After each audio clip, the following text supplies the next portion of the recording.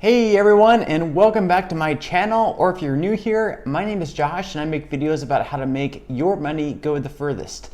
So if you're interested in making and saving as much money as humanly possible, then feel free to stick around, and if you don't mind, go ahead and hit that subscribe button by smashing or gently tapping that like button below. So in this video, we are going to be discussing the Bank of America Cash Rewards credit card. We're going to be detailing some of the pros of this credit card, some of the negative parts of this credit card, and by the end of this video, hopefully you can make a more informed decision whether you want to apply for this card. So let's go ahead and jump into it. All right, so at the moment, as of March 2020, Bank of America is offering a $200 spend bonus if you do spend $1,000 within the first 90 days, which is quite doable. That would be around $333 every single month. So I would say most people can achieve that goal, which is pretty decent. $200 isn't too bad when compared to other beginner type credit cards. There's also 3 different levels of cashback rewards with this credit card. So at the moment, you can choose your own 3% category, and you can pick between gas, online shopping, dining, travel, drugstores, or home improvement. As far as 2% goes, they're giving 2% back at grocery stores and wholesale clubs.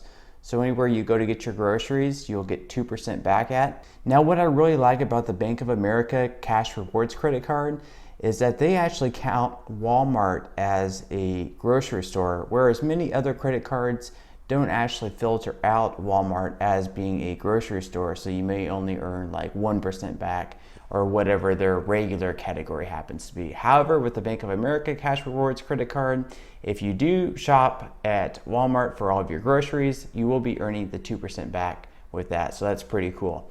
On all other purchases that you don't select for your 3% back category or your grocery category, you'll only be earning 1% back on. Another thing I really like about this credit card is that there is no annual fee. You'll see a lot of other credit cards that do have an annual fee, and yeah, they may have a larger spend bonus, or they may have more incentives, they may have more cash back, but this is kind of just a plain card, and what you see is what you get.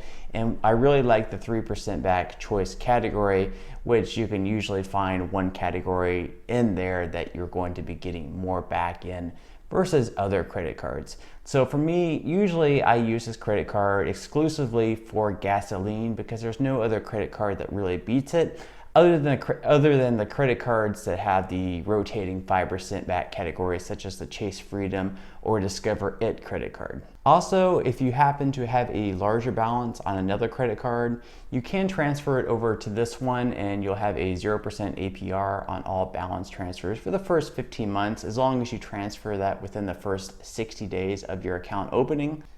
There will be a $10 or 3% transfer fee of that balance that you do transfer over though, so keep that in mind whenever making any type of balance transfers.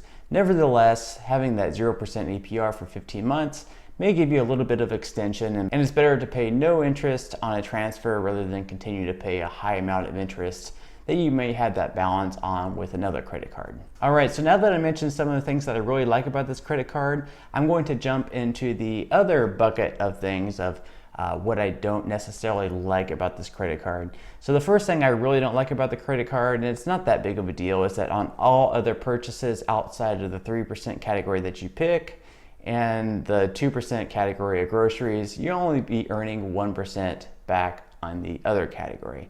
Now that's not such a big deal because you can always just exclusively use this in the 3% and 2% category, and everything else you can put on another credit card that may earn 1.5% to 2% back depending on what the other credit card is. The other thing that I don't like is there is a foreign transaction fee of 3%. Now it's possible if you do slip up and you make a transaction with this credit card, it is possible they can waive it. But there are many other credit card companies that don't have a foreign transaction fee. So this is a credit card that if you were to travel outside of the United States, you would not want to be using it with. And while we're on the topic of fees, I will say there is going to be a late payment fee of up to $40 and a return payment fee for up to $29. Now this isn't such a big deal as long as you're paying on time and just making sure that what you're paying you actually have in your account at that time.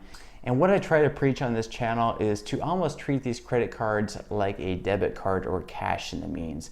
Whereas you should always make sure that whatever you're putting on your credit card, you already have in your bank account. So right when that transaction hits your credit card account, immediately pay it off, so then you don't even have to risk forgetting, being late, being charged interest, being charged fees. Just pay it off immediately and take advantage of these credit cards and the cash back offers that they provide us. So all in all, to sum things up, the main pros of this credit card is that $200 cash back bonus that they give you if you do spend at least $1,000 within the first 90 days. Also, that 3% back rotating category of your choice is pretty nice as well. Like I said, I usually choose gas just because there isn't any other credit card that doesn't have an annual fee that beats it at the moment. And the third thing that I like about this credit card is that there is no annual fee, so you don't have to worry about spending so much each year to offset that annual fee. It's just very basic in those means. The only thing I really don't like about this credit card at all is that the fact that there is a foreign transaction fee of 3%. However, it doesn't really matter because there's other credit cards that you can use when you do travel abroad. So you can just leave this one back home and then wait to use it for gasoline or whatever other 3% back category that you use this credit card on. So all in all, I would say that it is a pretty good credit card, and I actually do happen to have it myself. I use it exclusively for gasoline just because there isn't any other credit card with no annual fees that beats that 3% back on gas. I must say though that I'm not a financial advisor, so I'm not saying to absolutely go out and apply for it and it would be the best credit card for you. That's up for you to make the choice, and I will put a link in the description below if you do want to read more about this credit card and perhaps you want to speak to a financial advisor about it. But do your own research. If it is a credit card that you feel that is right for you, perhaps you could sign up, but these videos are for entertainment purposes only. But if you did enjoy this video and you would like to see more like it, please go ahead and hit that subscribe button below. Also, please like this video as well or leave a comment. It really helps get this video out to other viewers like you. And until next time, I'll see you guys. I hope you have a great day today.